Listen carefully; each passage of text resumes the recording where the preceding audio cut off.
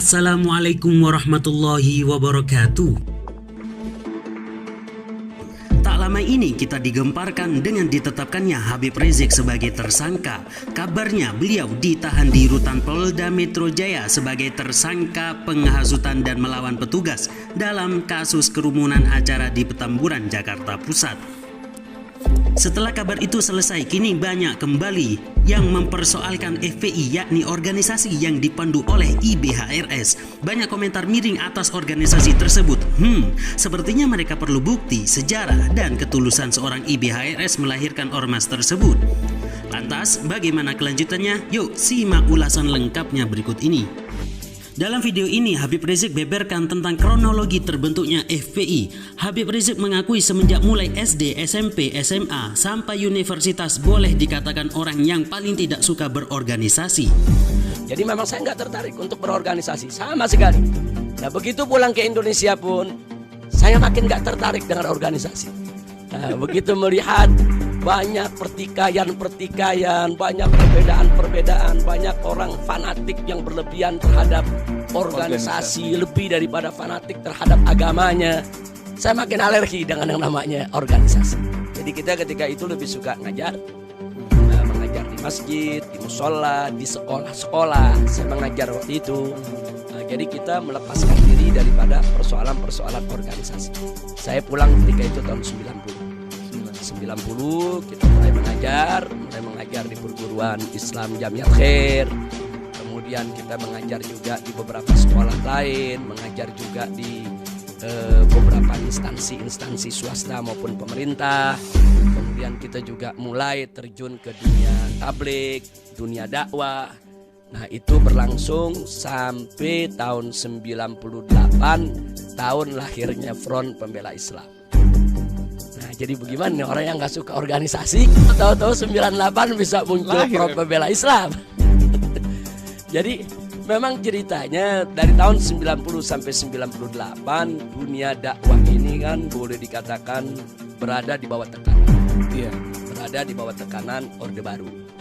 Nah, dalam dunia dakwah ini saya berinteraksi dengan kelompok-kelompok masyarakat maupun dengan para dai-dai yang memang sejak itu sudah sangat vokal terhadap kebijakan-kebijakan pemerintah yang dinilai merugikan umat atau memarginalkan daripada kepentingan Islam. Nah, saya berinteraksi dengan kelompok-kelompok ini. Nah, kemudian begitu terjadi reformasi pada tahun 98, nah, kita tahu di situ kan munculnya LSM, organisasi, kelompok masyarakat, bahkan partai, kan bagai jamur itu. Iya. Itu luar biasa itu. Keren gitu. Jadi di mana-mana muncul itu. Nah, sedangkan saya dan kawan-kawan yang selama ini aktif dalam dunia dakwah dan memang kita tidak pernah ikut organisasi manapun, kita ketika itu mengamati ini apa yang harus kita lakukan. Jadi kita lihat kanan kiri kita, semua orang mendirikan organisasi, semua orang membentuk partai, semua orang membentuk kelompok-kelompok untuk menyalurkan aspirasi mereka. Sementara saya dan kawan-kawan selama ini single fighter. Kita hanya menyalurkan aspirasi-aspirasi kita lewat mimbar, lewat media dakwah, lewat taklim, tidak lebih dari itu. Dan memang kita tidak tersistem sama sekali. Nah, kemudian kita juga mengamati bahwa sepanjang 90 sampai 98 ketika kita sedang vokal-vokalnya mengkritisi pemerintahan Orde Baru, itu kan banyak kedaliman-kedaliman. Banyak ustadz-ustadz yang dicekal, tidak boleh ceramah, ada yang ditahan, yang disiksa. Kemudian muncul lagi adanya penculikan aktivis dan lain sebagainya. Nah, di situ mulai muncul pemikiran, kita nih mau kemana? Apa kita ikut organisasi yang sudah ada?